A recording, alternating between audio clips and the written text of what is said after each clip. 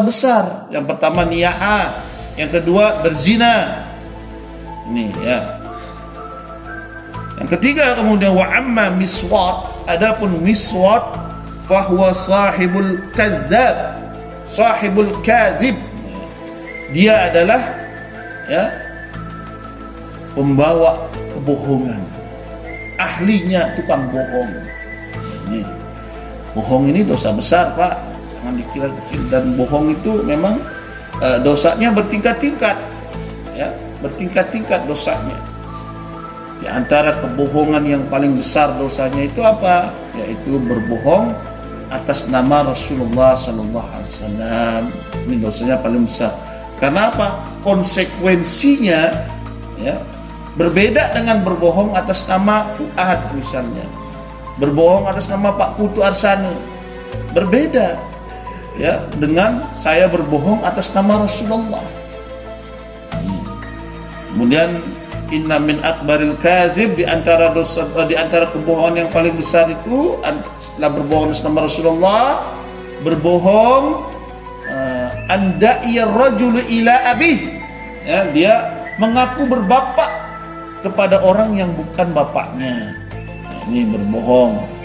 Jadi nasabnya dia ganti, ya, binnya itu dia ganti kepada orang lain untuk meninggikan derajat dia. Ini berbohong nggak boleh. Nah, ini perlu diingat juga kepada saudara kita kaum muslimin ya, bahwa istri kita itu jangan dinisbatkan kepada nama suami, salah. Ya, istri kita tetap nisbatnya itu kepada ayahnya, jangan kepada suami. Misalnya ada seorang wanita namanya Aminah, suaminya namanya Abdul Wahab, ya, jangan di kartu nama ditulis Aminah Abdul Wahab, jangan begitu.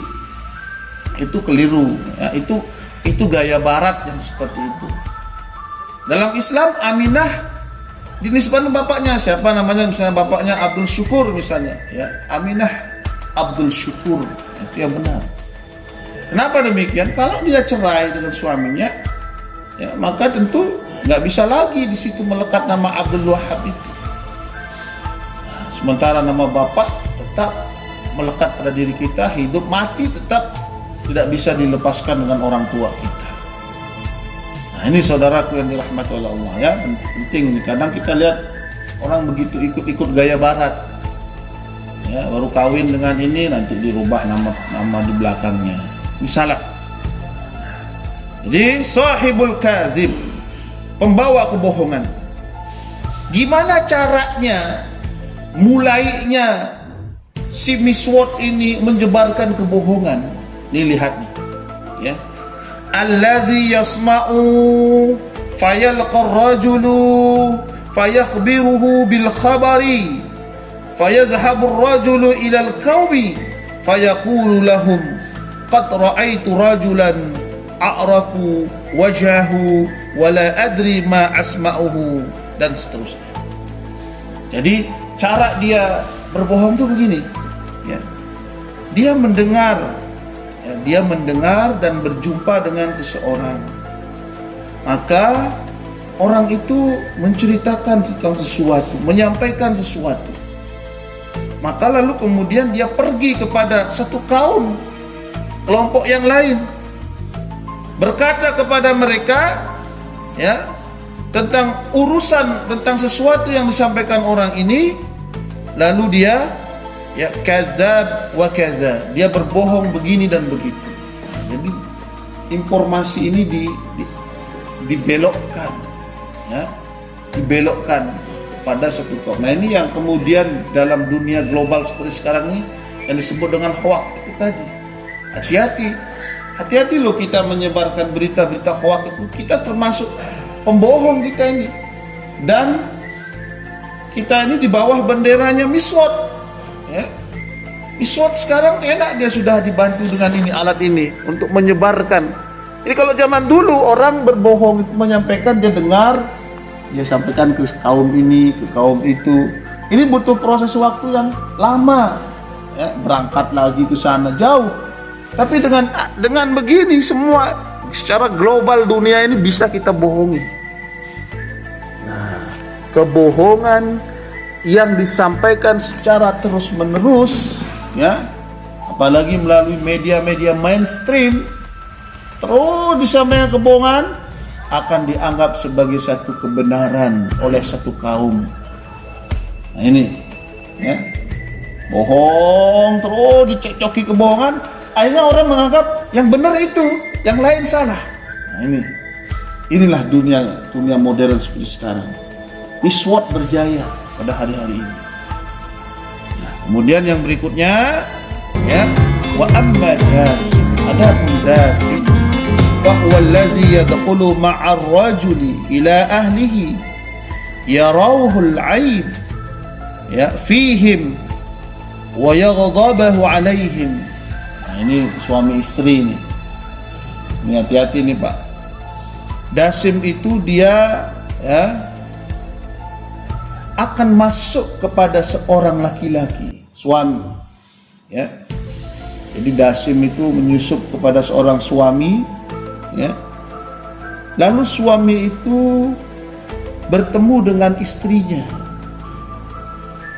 Dia selalu memandang istrinya itu penuh dengan aib, ya, sehingga dia selalu membuat apa? Menjadi marah kepada istrinya. Nah ini, hati-hati Pak, kalau Bapak udah benci aja bawaannya sama istri, di dalam tubuh Bapak itu ada dasim, ya.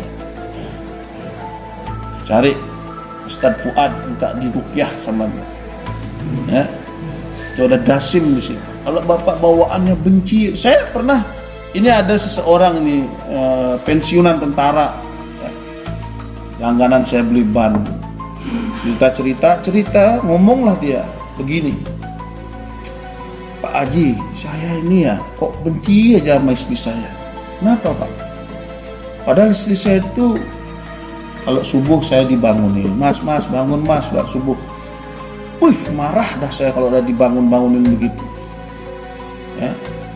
Tidur saya menjadi terganggu, marah saya. Lihat masakan istri kok gak enak aja rasanya katanya. Padahal istri saya masak serius, benar-benar dia. Nah, saya bilang, Bapak ini ada dasim ini, ya, harus diruqyah dulu ini. Jadi memang dasim, dan tujuan akhirnya dasim itu apa? Ingat, kita teringat dengan kata Nabi sallallahu alaihi wasallam, ya, khairukum li ahli. Sebaik-baik kalian itu orang yang paling baik sama istrinya. Itu kata Nabi. Sebaik-baik kalian adalah orang yang paling baik sama istrinya.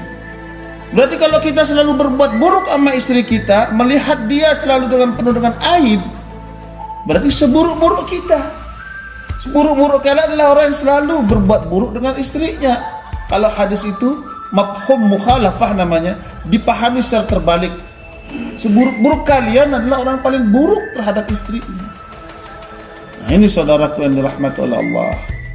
Jadi ini, dan yang terakhir Jack Nabur, ini waktunya udah habis. Insyaallah besok kita sampaikan. Ini nama yang paling keren, Zack Nabur, dipanggil sama temannya Zack. Kemana itu Zack? Ya itu.